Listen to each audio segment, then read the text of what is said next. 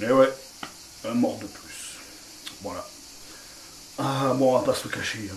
On sait très bien pourquoi est-ce que Joe Lindner, j'ai toujours du mal à prononcer son nom, alias Joe Esthétique sur Instagram, pourquoi est-ce qu'il est parti? On va pas se le cacher. Il faut arrêter, voilà, les gens comme Greg Doucette qui apparemment était son préparateur. Il prenait pas tant que ça, etc. Peut-être, peut-être.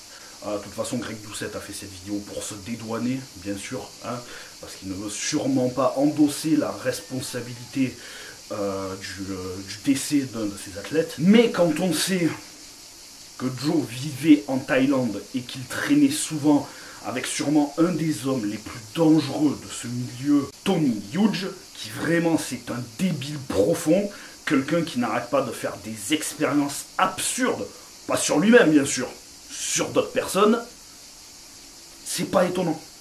Moi ça m'étonne pas. C'est triste, c'est très triste, mais ça ne m'étonne pas. Joe est mort d'une rupture d'anévrisme.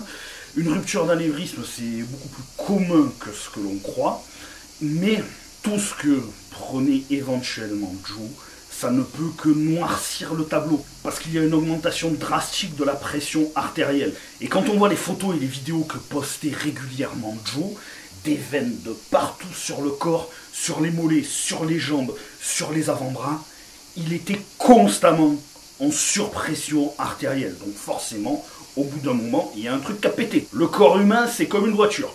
Si vous le faites tourner constamment à plein régime, forcément il y a une pièce qui finit par péter. Bon alors quand c'est une voiture, c'est pas grave, hein, ça reste que du matériel. Mais quand c'est le corps humain, eh ben voilà. Encore une victime de plus de ce monde-là, de ce monde de paraître extrême, des réseaux sociaux. Joe qui était pas loin des 9 millions d'abonnés, et ben ces 9 millions d'abonnés, il les emportera pas avec lui. En plus le mec il avait vraiment une génétique hors norme. Il n'avait pas besoin de ça. Il en avait putain de pas besoin. De ce que j'ai compris, ça faisait 3 ou 4 jours qu'il se plaignait de douleurs assez intenses au niveau de la nuque. Que vous preniez quelque chose ou pas, quand vous avez une douleur qui est anormale dans votre corps, au niveau de la tête, au niveau de la nuque, au niveau de la cage thoracique, si ça dure plus de 12 heures, foncez aux urgences. S'il était allé à l'hôpital au bout de 12 heures ou 24 heures, il aurait certainement eu beaucoup plus de chances d'être sauvé. Et malheureusement, il a laissé traîner et il est mort dans les bras de sa copine. Comme je l'ai déjà dit, si vous êtes prédisposé à avoir des problèmes de santé, avec ça, ça arrivera plus vite. Et ça aura des conséquences beaucoup plus graves, quoi qu'il arrive. Et c'est vraiment une roulette russe. Certaines personnes vont jouer avec un barillet qui sera chargé à 5 coups, et d'autres personnes joueront avec un barillet qui ne sera même pas chargé. On est vraiment inégaux à ce niveau-là. Et le jeu n'en vaut putain de pas la chandelle. Je vois pas que vous dire de plus, honnêtement, parce que... en fait, il n'y a pas grand-chose à dire de plus. C'est triste, c'est malheureux. Ça ne m'étonne pas, malheureusement, parce que quand on voyait le physique qu'il affichait à l'année, eh ben, forcément, on se doutait qu'il y avait quelque chose de manière constante. Et c'est pas étonnant. Je suis désolé, mais c'est pas étonnant.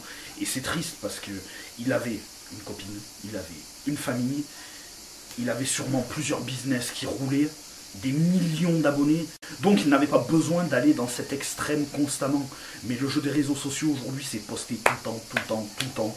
TikTok, Instagram, YouTube, être en parfaite condition physique toute l'année. Donc ça mène aujourd'hui. C'est vraiment à cause de ce genre de choses que je me suis éloigné petit à petit du milieu du bodybuilding et même que j'ai arrêté de poster des vidéos sur le sujet en question parce que je ne voulais plus encourager ce genre de comportement et c'est toxique dans tous les sens du terme, autant mentalement que physiquement. Le jeu n'en vaut pas la chandelle, c'est clairement pour flatter votre ego et vous n'en tirerez rien de bon, mis à part des problèmes de santé, des problèmes psychologiques. Là on parle de quelqu'un de très connu, donc forcément il y aura du soutien peut-être à sa famille, il y a peut-être quelqu'un qui fera une cagnotte en ligne, j'en sais rien du tout.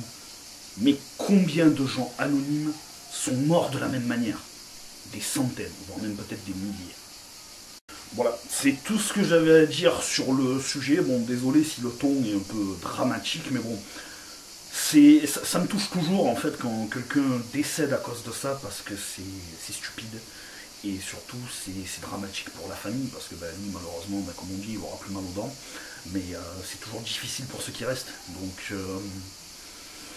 ouais c'est con, c'est très con. Je ne vois pas quoi ajouter de plus. Prenez soin de vous, restez loin de tout ça. À bientôt.